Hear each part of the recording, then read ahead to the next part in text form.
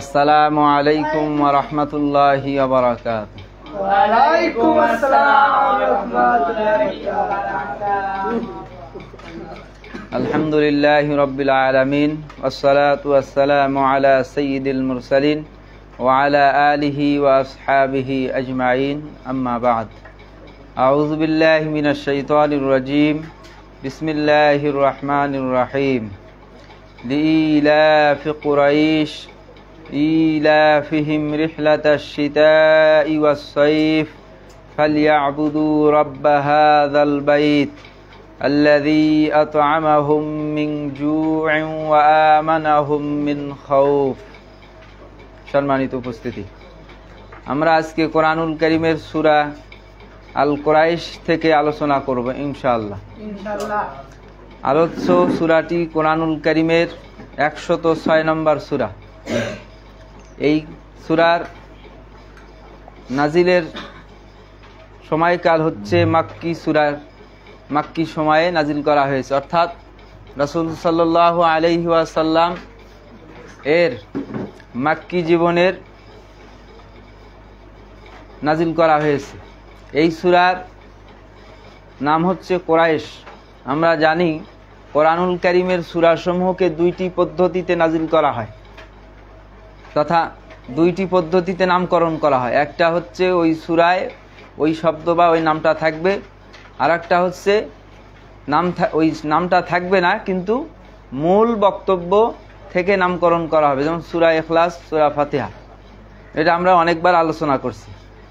তে সূরা কুরাইশের নামকরণ করা হয়েছে এই সূরার প্রথম আয়াতে উল্লেখিত কুরাইশ থেকে।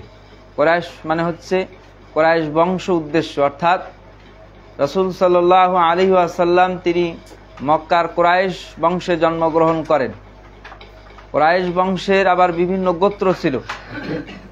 কুরাইশ একটা বিশাল বংশ। এই বংশের একটা গোত্রের নাম হচ্ছে বনু হাশেম।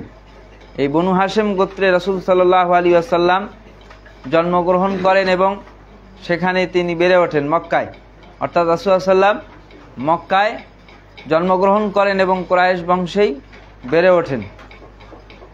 এবং এই সূরাটির সাথে সূরা ফিলের একটি গভীর সম্পর্ক রয়েছে। সূরা ফিল এবং এই সূরার মধ্যে একটি গভীর সম্পর্ক রয়েছে।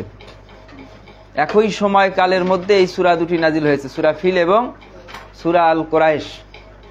কেননা এই সূরায় এমন কিছু বিষয় আলোচনা করা হয়েছে, এর প্রেক্ষাপট বা এর বাচনভঙ্গি দেখলে আমরা বুঝতে পারি যে এই সূরাতে মূল বিষয়বস্তুর দিকে ইঙ্গিত করা হয়েছে।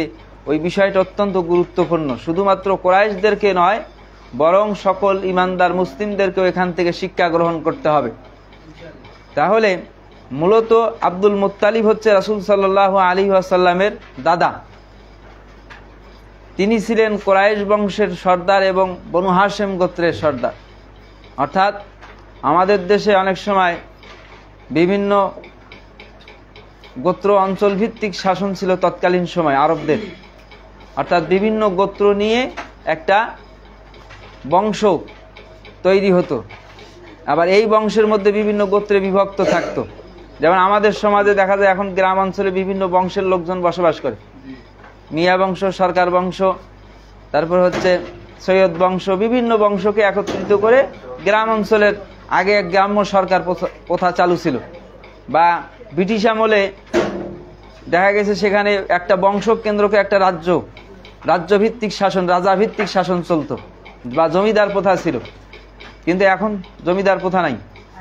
কিন্তু রাসূল সাল্লাল্লাহু আলাইহি ওয়াসাল্লাম যেই সমাজে জন্মগ্রহণ করেন সেই সময়টা ছিল আইয়ামে জাহেলিয়াত। আর আইয়ামে জাহেলিয়াতের প্রচলিত শাসন ব্যবস্থা ছিল গোত্রভিত্তিক, অর্থাৎ যেই অঞ্চলে যেই গোত্রের প্রভাব বেশি ওই অঞ্চলে ওই গোত্রের শাসন চলবে এবং ওই গোত্রের যিনি প্রধান হবে তিনি হবেন ওই অঞ্চলের মানুষের শাসনকর্তা এবং একক ক্ষমতার অধিকারী। তিনি যা বলবেন তাই, আর উনিও ওইভাবে ক্ষমতা ভারসাম্য রক্ষা করতেন। সমাজের মানুষ তার নেতৃত্ব মেনে নিবে এরকম আইন বিধান রচনা করত।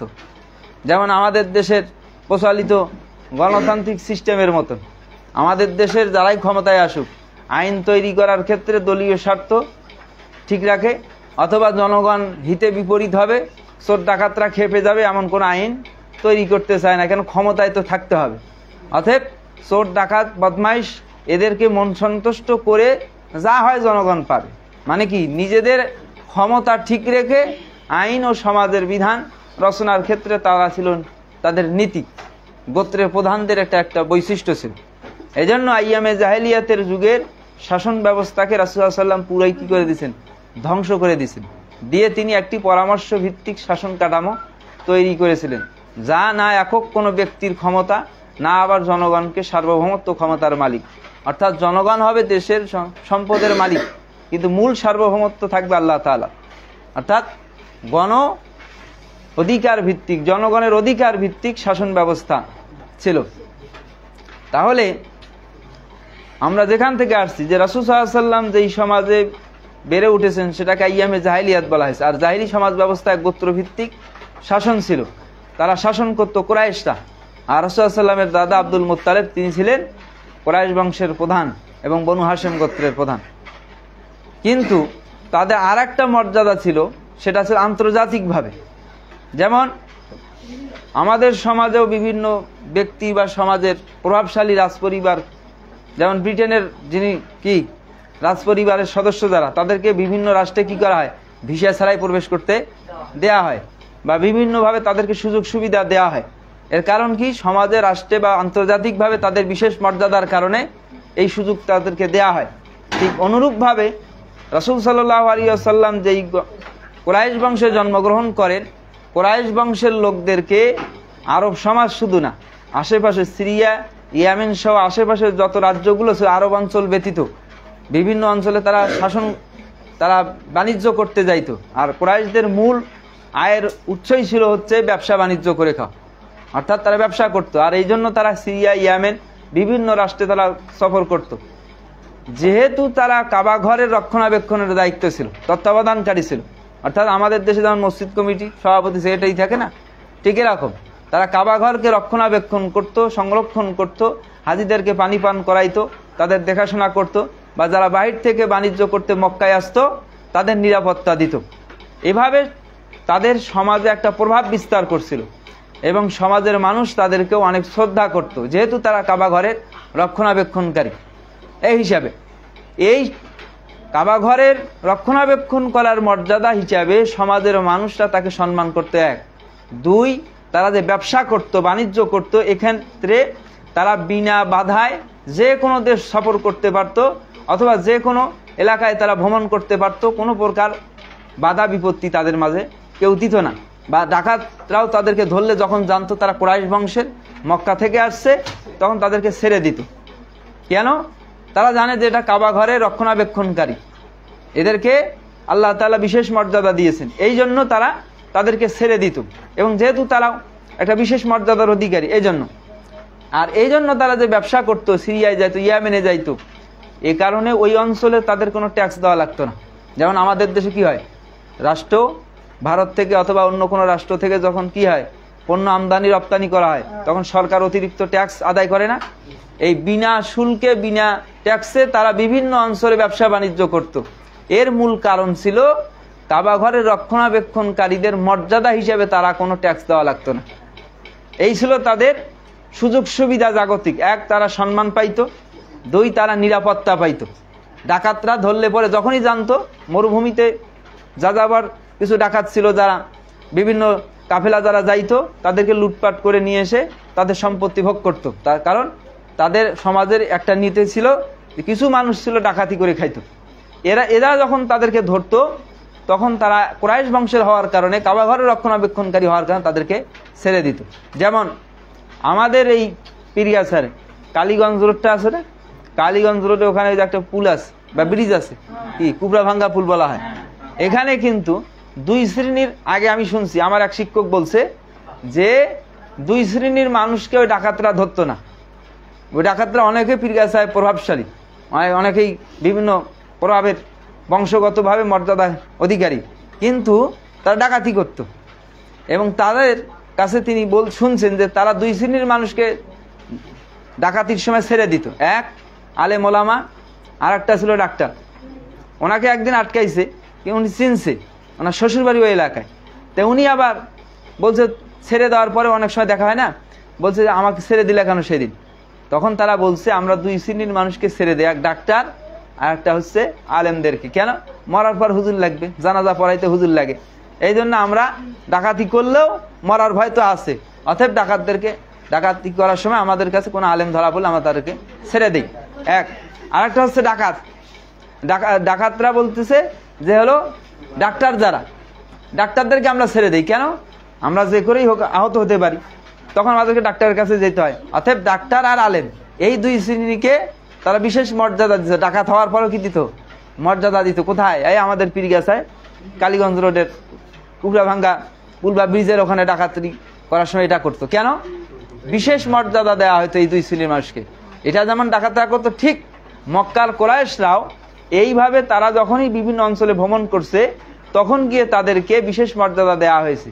তাদেরকে ডাকাত ধরলে ছেড়ে দিত। কেন? তারা কাবাঘরের রক্ষণাবেক্ষণকারী, এই কারণে।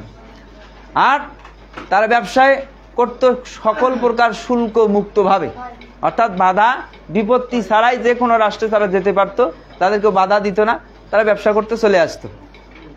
এটা ছিল মূল কারণ।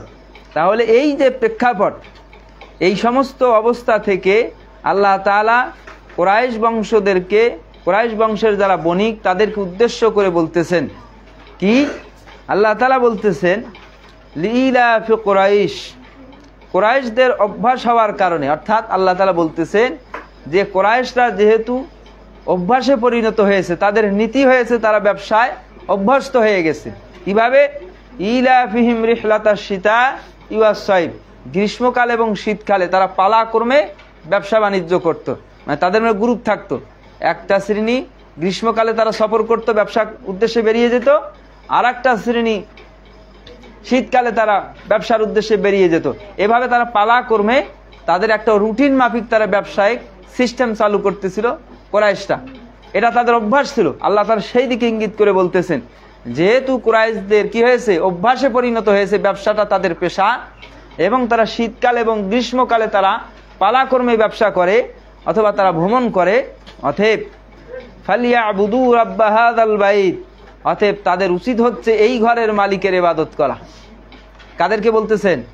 কুরাইশদেরকে সম্বোধন করে আল্লাহ তাআলা বলতেছেন, যেহেতু কুরাইশরা সমাজে মর্যাদা পাচ্ছে, সম্মান পাচ্ছে, নিরাপত্তা পাচ্ছে, এবং তাদের খাবারের রিজিকের ব্যবস্থা হচ্ছে কাবা ঘরের রক্ষণাবেক্ষণকারী হিসাবে মর্যাদার কারণে, অতএব তারা যে ইবাদত করতেছে এই 360টা মূর্তির কাবা ঘরের ভেতরে, আমরা জানি কাবা ঘরে কয়টা মূর্তি ছিল? 360টা মূর্তি ছিল। সমাজের মানুষ তাদের সম্মান করত, কিন্তু তারা তাদের সম্মান এবং ইজ্জতের মূল যে মালিক, এবং তারা যে কাবা ঘরের দোহাই দিয়ে তারা সমাজে মর্যাদা লাভ করছে, সেই কাবা ঘরের রবের ইবাদত না করে তারা ইবাদত করত বিভিন্ন দেবদেবীর, লাত, মানাত, উজ্জা সহ, হাবল সহ অনেক দেবদেবীর পূজা করত। আল্লাহ তাআলা তাদেরকে বলতেছেন, অতএব ফালিয়াবুদু রাব্ব হাযাল বাইত, অতএব তাদের উচিত হচ্ছে এই ঘরের মালিকের ইবাদত করা। তাহলে যেই কাবা ঘরের কারণে সম্মান পাইছে তারা, কাবা ঘরের মালিক কে? আল্লাহ তাআলা। যেহেতু কাবা ঘরের মালিক হচ্ছে আল্লাহ, আর তারা হচ্ছে তত্ত্বাবধানকারী, তাহলে তাদের দায়িত্ব হচ্ছে কাবা ঘরের মালিকের ইবাদত করা। তার মানে শিরিক মুক্তভাবে আল্লাহর ইবাদত করতে হবে। এটা কোরআনের অন্যতম দাবি। কোরআনের অন্যতম দাবি হচ্ছে অবশ্যই শিরিক মুক্ত ইবাদত করতে হবে। তাহলে কেন? কারণ হচ্ছে কাবা ঘরের কারণে তাদের যে মর্যাদা, নিরাপত্তা এবং রিজিকের বরকত তারা পেয়েছে, তাহলে অবশ্যই এই সমস্ত বরকতের মূল মালিক কে? আল্লাহ তাআলা। তাহলে আল্লাহর ইবাদত করাটাই হচ্ছে একজন বুদ্ধিমানের কাজ। আমাকে যে রিজিক দেয়, আমাকে যে খাওয়ায়, আমাকে যে পড়ায়, আমার যে নিরাপত্তা দেয়, আমি তার প্রতি কৃতজ্ঞ হব, না যে আমার মুখাপেক্ষী দেবদেবী তাদের মুখাপেক্ষী হব? আমি যে আমার মুখাপেক্ষী, আমরা কি তার মুখাপেক্ষী হব? না, বরং উচিত আমরা সকলে যার মুখাপেক্ষী সে আল্লাহর মুখাপেক্ষী হওয়া, তাই না? আমরা আল্লাহর মুখাপেক্ষী না? আল্লাহ কারো মুখাপেক্ষী না। তার মানে আল্লাহ তাআলার মুখাপেক্ষী হওয়া দরকার আমাদের। কিন্তু আমরা দেখা যায় আমাদের প্রতি আল্লাহ তাআলার বিশেষ করুণা, দয়া, এগুলো আমরা অনেক সময় ভুলে যাই। আমরা যে সুস্থ আছি, আল্লাহ যে আমাদেরকে নিরাপদে রাখছেন, আল্লাহ যে আমাদেরকে অক্সিজেন দিছে বিনা পয়সায়, বিনা পয়সায় না, নাকি আমাদের ট্যাক্স দেওয়া লাগে?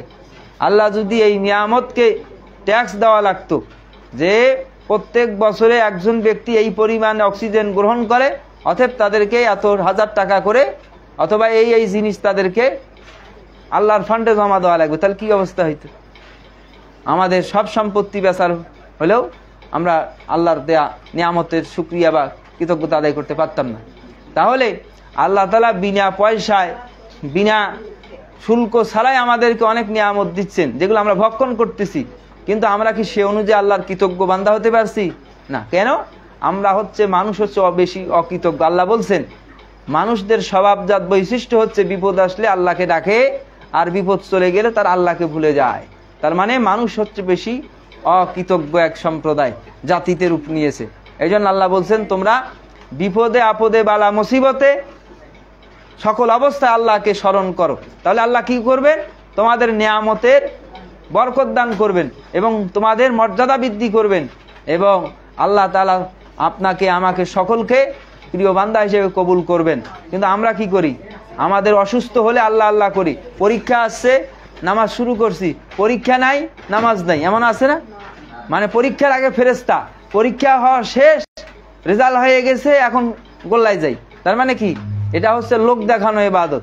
এই ইবাদত করলে হবে না। অনেকে দেখা যায় রমজান মাস আসে একেবারে সুফি, আল্লাহর ফেরেশতা, উনি জান্নাত থেকে পালিয়ে আসছেন, কিন্তু রমজান মাস শেষ, নামাজ নাই, রোজা, এই ইসলামের বিধিবিধান নাই, হালাল হারামের বাজ বিচার নাই, যে যেমনে পারতেছে চলতেছে। এইভাবে হলে হবে না। মৌসুমি নামাজি আর মৌসুমি ইবাদতকারী হলে হবে না, বরং আমাকে আপনাকে সবসময় আল্লাহর ইবাদত করতে হয়। কেন? আমরা সবসময় আল্লাহর নিয়ামত ভোগ করতেছি না?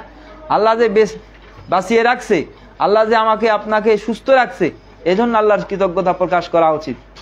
এজন্য আল্লাহ তাআলা কুরাইশদেরকে সম্বোধন করতে বলতেছেন, বলতে ফালিয়াবুদু রাব্বা হাযাল বাইত, অতএব তোমরা কুরাইশরা সমাজে, রাষ্ট্রের বিভিন্ন অঞ্চলে যে নিরাপত্তা পাচ্ছ, তোমাদের রিজিক যে আল্লাহ খাওয়াচ্ছেন, এই কারণে তোমাদের উচিত কাবা ঘরের মালিকের ইবাদত করা।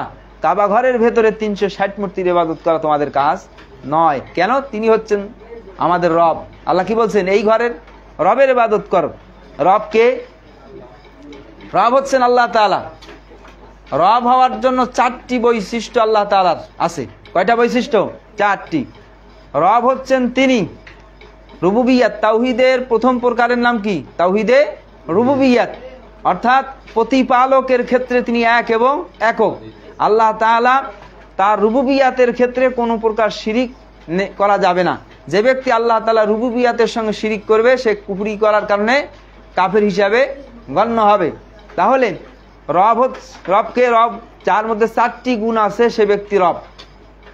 কোনো ব্যক্তি রব হতে পারবে না, কিন্তু যার মধ্যে 4টি গুণ আছে তিনি হবেন রব। আর এই 4টি গুণ আল্লাহ ছাড়া আর কারো পক্ষে সম্ভব নয়। এক, রব হচ্ছেন তিনি যিনি সৃষ্টি করেন। তাহলে সৃষ্টি করেছেন কে? আল্লাহ তাআলা। তাহলে আমাদেরকে, আমাদের পূর্ববর্তী সকলকে সৃষ্টি করছেন কে? আল্লাহ তাআলা। তাহলে অবশ্যই স্রষ্টা হিসাবে তিনি রব। 2, সৃষ্টির মালিকানা তার, মালিক ইয়াউমিদ্দিন, তিনি বিচার দিনের মালিক। বিচার দিন মানে কি শুধুমাত্র আখিরাত? না, এই দিন ওই দিন সব দিনের মালিক তিনি, এবং তিনি হচ্ছেন আমাদের জন্য একমাত্র মালিক। অর্থাৎ আমাদের স্রষ্টা তিনি, তিনি আমাদেরও মালিক, মালিকানা আছে তার। অতএব যেহেতু তিনি মালিক, সে হিসাবে তিনি আরেকটা কাজ করেছেন, তা হচ্ছেন মানুষের জন্য যা প্রয়োজন জীবনের উপকরণ হিসাবে তা তিনি দান করেছেন। অর্থাৎ আমাদের জীবনের সাথে সম্পৃক্ত, আমাদের জীবন ধারণের জন্য যা যা প্রয়োজন তা আল্লাহ তাআলা আমাদেরকে দিয়েছেন। এটা হচ্ছে রবের কারণে। তিনি রব যে এই জন্য দিয়েছেন। তিনি কাফেরকেও খাদ্য দেন, আবার ইমানদারকেও খাদ্য দেন। অক্সিজেন ইমানদারদেরকেও দেন, কাফেরদেরকেও দেন। কেন? তিনি যে রব, তিনি মালিক, তিনি স্রষ্টা, তিনি রিজিক দাতা, তিনি মানুষের যা প্রয়োজন তা তিনি দেন। এজন্যই তিনি হচ্ছেন রব। সৃষ্টির জন্য যা প্রয়োজন তিনি তা দেন। এজন্য আল্লাহ কোরআনুল কারীমে বলেছেন যে তিনি গোটা সৃষ্টি জগৎ এমন কোনো বিষয় অনর্থক সৃষ্টি করেনি, বরং সব মানুষের কল্যাণার্থে সৃষ্টি করেছেন। আর মানুষকে সৃষ্টি করছেন তার ইবাদতের জন্য। আল্লাহ তাআলা বলেছেন ওমা খলাকতুল জিন্না ওয়াল ইনসা ইল্লা লিয়াবুদুন। আল্লাহ বলতেছেন আমি মানব এবং জিন জাতিকে শুধু আমার ইবাদতের জন্য সৃষ্টি করেছি, অন্য কোন উদ্দেশ্যে নয়। তার মানে গোটা সৃষ্টি জগৎ সৃষ্টি করেছেন মানুষের কল্যাণার্থে, আর মানুষকে আর জিন জাতিকে আল্লাহ সৃষ্টি করছেন তার ইবাদতের জন্য। কিন্তু মানুষ হচ্ছে বড় অকৃতজ্ঞ, তারা আল্লাহর ইবাদত বাদ দিয়ে এখন নিজেদের ইবাদত নিয়ে ব্যস্ত আছে। কিভাবে? আমরা এখন নিজেদের খেয়াল খুশি মতন আল্লাহর ইসলাম মানতেছি, আল্লাহর দেওয়া বিধিবিধান মানতেছি। আমার মন চাইতেছে আমি নামাজ পড়ি, মন চাইতেছে পড়ি না। মন চাইতেছে ইসলামের কথা শুনি, মন চাইতেছে শুনি না। মন চাইতেছে ইসলামের কিছু বিষয় মানি, কিছু বিষয় মানি না। মন যেমনে চায় তেমনে চলতেছে, ইত্তেবাউল হাওয়া, নিজের নফসের পূজা করতেছি। তার মানে আমাদের সমাজের অধিকাংশ মানুষই এখন নিজে রব নিজেই বান্দা, অর্থাৎ নিজে আল্লাহ নিজেই বান্দা অবস্থায় হয়ে গেছে। নাউজুবিল্লাহি মিন যালিক। কেন? আমরা নিজেদের নফসের পূজা করতেছি, নিজেদের নফসকে আমাদের রব হিসাবে মানিয়েছি। আর যে ব্যক্তি নিজের নফসকে ইচ্ছা অনুযায়ী চলতেছে সে ব্যক্তি নফসের পূজারী, আত্মপূজারী, ইত্তেবাউল হাওয়া। আর যারা হাওয়ার অনুসরণ করবে তারা কখনো কি হতে পারবে না? ইমানদার হতে পারবে না। এজন্য ইমানদার হতে গেলে অবশ্যই আত্মসমর্পণ করতে হবে। কার কাছে? আল্লাহর কাছে। কিভাবে? যেমন ভাবে ইব্রাহিম আলাইহিস সালাতু ওয়াস সালাম আত্মসমর্পণ করেছিলেন। তিনি কি বলছেন? আল্লাহ বলছেন আসলিম, স্যালেন্ডার করো। তিনি বলছেন আসলামতু লিরাব্বিল আলামিন, আমি স্যালেন্ডার করলাম, আত্মসমর্পণ করলাম যিনি আমার রব। তার মানে আল্লাহ আমাদের রব, তার কাছে আত্মসমর্পণ করতে হবে, তার আনুগত্য স্বীকার করতে হবে, তার ইবাদত করতে হবে। তার মানে কি শুধু সালাত, সিয়াম, হজ, যাকাতের মধ্যেই সীমাবদ্ধ না।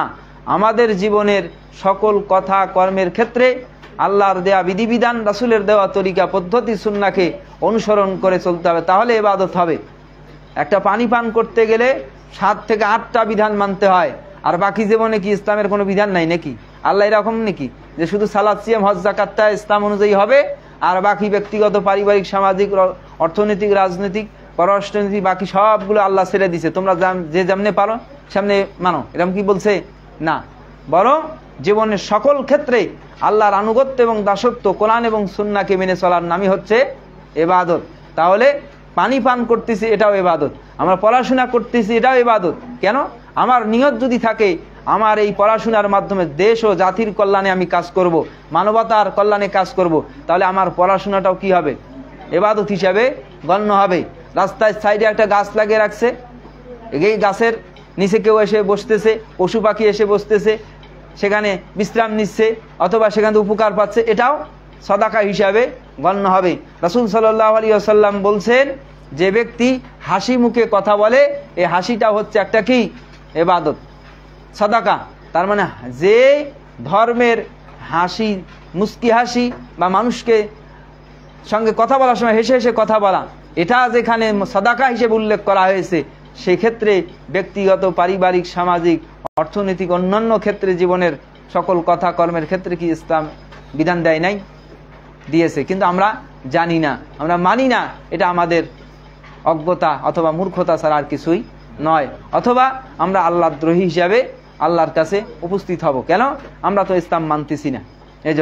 এজন্য অবশ্যই আমাদেরকে যে আল্লাহ নিয়ামত দিয়েছেন সেই আল্লাহর নিয়ামতের কথা স্মরণ করে আমাদেরকে অবশ্যই ইবাদত করতে হবে, একনিষ্ঠভাবে, মুখলিস, একনিষ্ঠভাবে আল্লাহ তাআলার ইবাদতকারী হিসাবে গণ্য হইতে হবে। তাহলে আমরা আল্লাহর নিয়ামত, আল্লাহ যা দিয়েছেন তা আরো বৃদ্ধি করে দেবেন। ফাজকুরুনি আযকুরুকুম ওয়াশকুরুলি ওয়ালা তাকফুরুন, যে তোমরা যদি নিয়ামতের শুকরিয়া আদায় করো আমি তোমাদেরকে নিয়ামতের বাড়ায় দেব, আর যদি শুকরিয়া আদায় না করো আমি আরো ধ্বংস করে দেব। অতএব নিয়ামতের শুকরিয়া আদায় করতে হবে। পূর্ববর্তী জাতি বনি ইসরাইল, ইহুদি, খ্রিস্টান, এরা অভিশপ্ত এবং পথভ্রষ্ট। কেন?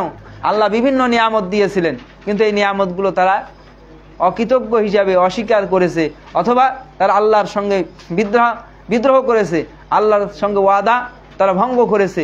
এভাবে তারা অভিশপ্ত এবং পথভ্রষ্ট হয়েছে ইহুদি, খ্রিস্টান। এই স্বভাব এখন আমাদের মধ্যে আসছে। আমরা আল্লাহর সঙ্গে ওয়াদা করি কিন্তু ওয়াদা ভুলে যাই, মানুষের সঙ্গে ওয়াদা করি, ওয়াদা ভঙ্গ আবার করি। এই যে অবস্থা, এখান থেকে বেরিয়ে আসতে হবে। তাহলে অবশ্যই আমাকে আপনাকে জীবনের সকল ক্ষেত্রে কোরআন এবং সুন্নাহকে মেনে নিতে হবে এবং জীবনের সকল ক্ষেত্রে আল্লাহর ইবাদত করতে হবে এবং নিয়ামতের শুকরিয়া আদায় করতে হবে। এবং আল্লাহ তাআলা বলতেছেন, আল্লাযী আত'আমাহুম মিন জু'ইন ওয়া আমানাহুম মিন খাউফ, যে কেন ইবাদত করতে হবে? আল্লাহ বলছেন কি? ফালিয়াবুদু রাব্বা হাযাল বাইত, এই ঘরের মালিকের ইবাদত করো। কুরাইশদেরকে বলছে যেহেতু এই ঘরের কারণেই তারা মর্যাদা পাচ্ছে, কাবা ঘরের রক্ষণাবেক্ষণ করার কারণে তাদেরকে আল্লাহ বিশেষ মর্যাদা দিয়েছে, অতএব তাদের দায়িত্ব কাবা ঘরের মূল মালিকের ইবাদত করা। অতএব কেন ইবাদত করতে হবে? এবার আল্লাহ তাআলা পরের আয়াতে 4 নম্বর আয়াতে বলতেছেন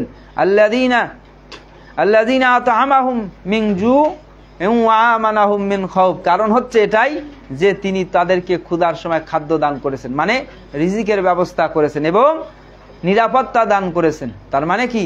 আল্লাহ তাদেরকে নিরাপত্তা এবং খাদ্যর ব্যবস্থা করেছেন। এজন্য তাদের দায়িত্ব হচ্ছে আল্লাহর শুকরিয়া হিসাবে অবশ্যই আল্লাহর ইবাদত করা এবং তাকে ভয় করা। কেন? তিনি নিরাপত্তা দিয়েছে। একজন ব্যক্তি সবচাইতে নিরাপদ কখন হয়?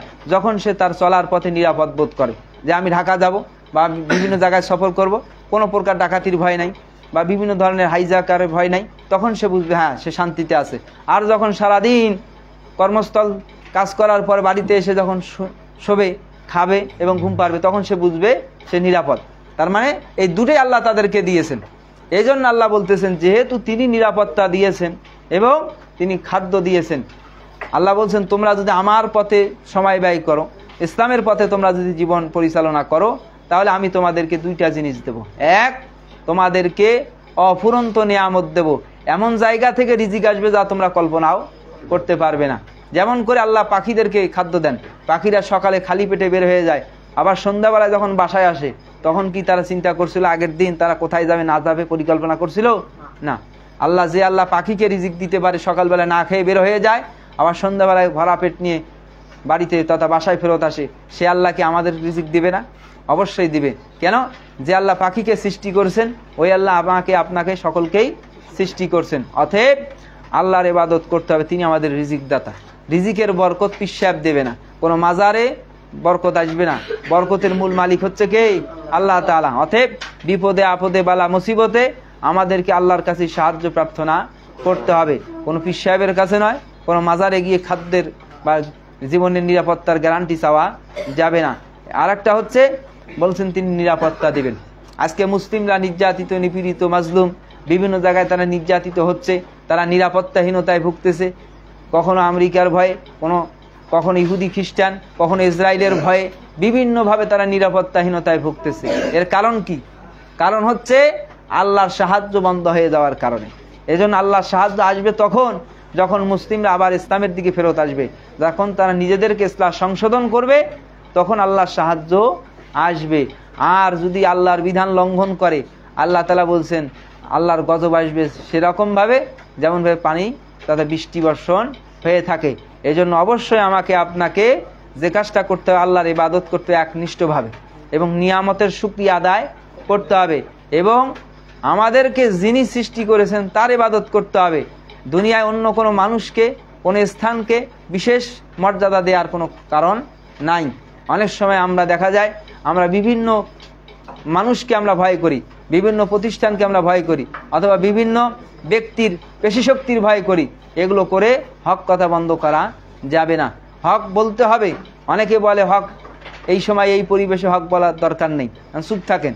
আর চুপ যদি আমরা থাকি তাহলে সমাজ তো, পরিবার তো, সমাজ সব ধ্বংস হয়ে যাবে। আপনি দেখতেছেন সমাজে একটা অন্যায় হচ্ছে, অনৈতিক কাজ হচ্ছে, আপনি চুপ আছেন, আপনি দেখতেছেন, ওই অন্যায় অশ্লীল খারাপ কাজের কারণে একসময় আমাকেও ভুক্তভোগী হইতে হবে। ওই বাইরে একটা পুকুর মরে পড়ে আছে অথবা কোনো একটা প্রাণী পড়ে মরে আছে, আমরা দেখতেছি, কেউ পরিষ্কারও করতেছে না, অথবা যারা পরিষ্কার করবে তাদেরকে বলতেছে না। ওটা যখন পচে দুর্গন্ধ ছড়াবে, ওটা কি শুধু রাস্তার যারা যাবে তাদের নাকে আসবে, না আমরা যারা ঘরে আসি আমাদেরও নাকে আসবে? আমরা যারা ঘরে আসি আমাদেরও নাকে আসবে। কেন? ওটা চতুর্দিকে ছড়াবে, আজ না হয় কাল।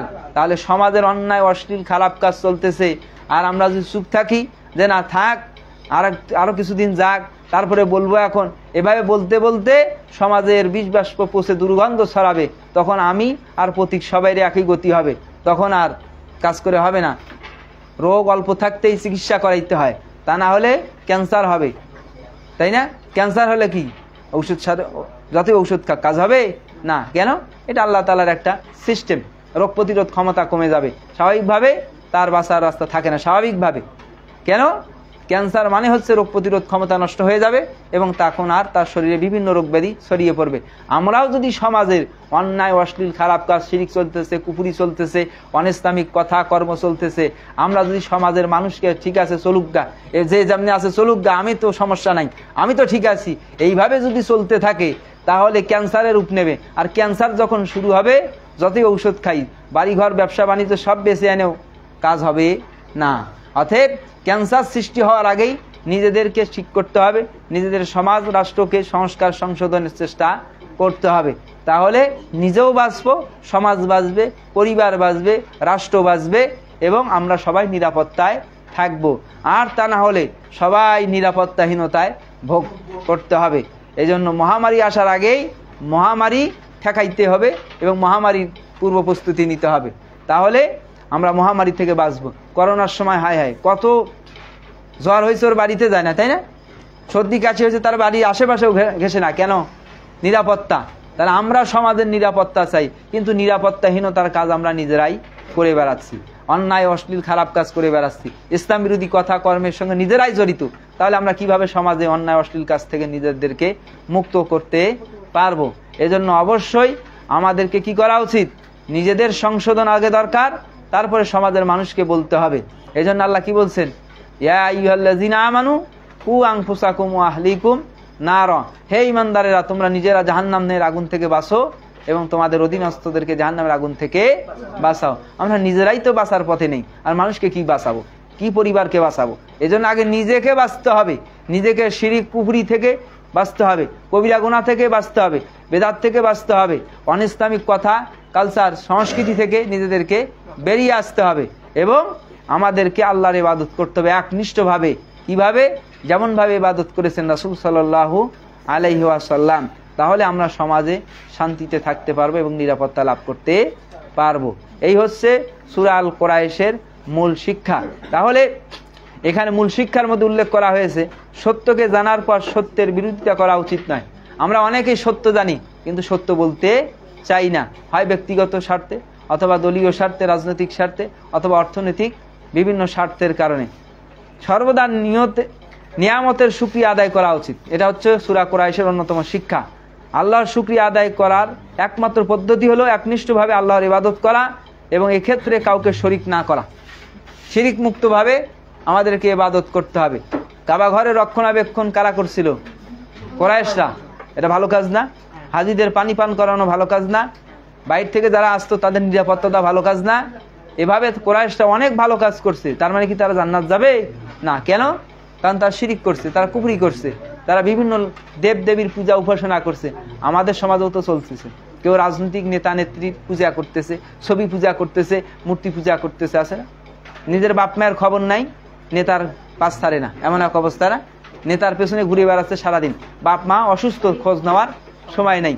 এই হলো আমাদের বাস্তবতা। এই জন্য অবশ্যই আমাদেরকে একনিষ্ঠভাবে ইবাদত করতে হবে আল্লাহর এবং শিরিক মুক্ত থাকতে হবে। আর একটা শিক্ষা হচ্ছে ক্ষুধার সময় খাদ্য পাওয়া এবং ভয়ের সময় নিরাপত্তা লাভ করা অনেক বড় নিয়ামত। অতএব আমরা যে যেখানে আছি, যতটুকু নিরাপত্তায় আছি, এই নিরাপত্তা ধরে থাকতে হবে এবং আল্লাহর শুকরিয়া আদায় করতে হবে এবং দেশের ও সমাজের, রাষ্ট্রের ক্ষতি হয় এমন সকল কথা কর্ম থেকে নিজেদেরকে বিরত থাকতে হবে। তাহলে আল্লাহ তাআলা নিরাপত্তা দিবেন। আল্লাহ বলছেন সূরা আল মায়েদায়, যদি তোমরা আল্লাহর বিধান মেনে চলো তাহলে আল্লাহ তোমাদেরকে নিরাপত্তা দেবেন। আর যদি আল্লাহর বিধান না মানো, আল্লাহর ইবাদত না করো, আল্লাহর কোরআন সুন্নাহ অনুযায়ী জীবন পরিচালনা না করো, তাহলে আল্লাহ তোমাদেরকে দুইটা জিনিস দেবেন। এক, নিরাপত্তা তুলে দেবেন, আর একটা হচ্ছে তোমাদেরকে জিল্লুতি দেবেন। জিল্লুতি মানে কি? অপমান, অপদস্থ হবে। সেটাই আজ মুসলমানদের হয়েছে। আমরা শরীয়ত থেকে, ইসলাম থেকে মুখ ফিরিয়ে নিয়েছি। আল্লাহ তাআলা কাফের মুশরিকদেরকে মুসলমানদের উপরে কর্তৃত্ব, নেতৃত্ব দিয়েছেন। কেন? মুসলমানরা যে শরীয়ত থেকে বিচ্যুত হয়েছে, ইসলাম থেকে দূরে সরে গেছে, এজন্য আল্লাহ তাআলা কাফেরদেরকে চাপিয়ে দিয়ে আমাদেরকে শায়েস্তা করতেছেন এবং সংশোধনের সুযোগ দিচ্ছে। সুযোগ আসার পরে যদি হাতছাড়া হয় তাহলে আর কি হবে? বিপদ আরো বাড়বে। এজন্য অবশ্যই আমাদেরকে ইসলামের পথে ফিরে আসতে হবে। আল্লাহ তাআলা কোরআন এবং সুন্নাহর পথে ফিরে আসার তৌফিক দান করুন। এই দোয়া এবং দাওয়া রেখে আলোচনা শেষ করতেছি। আসসালামু আলাইকুম ওয়া রাহমাতুল্লাহি ওয়া বারাকাতুহু।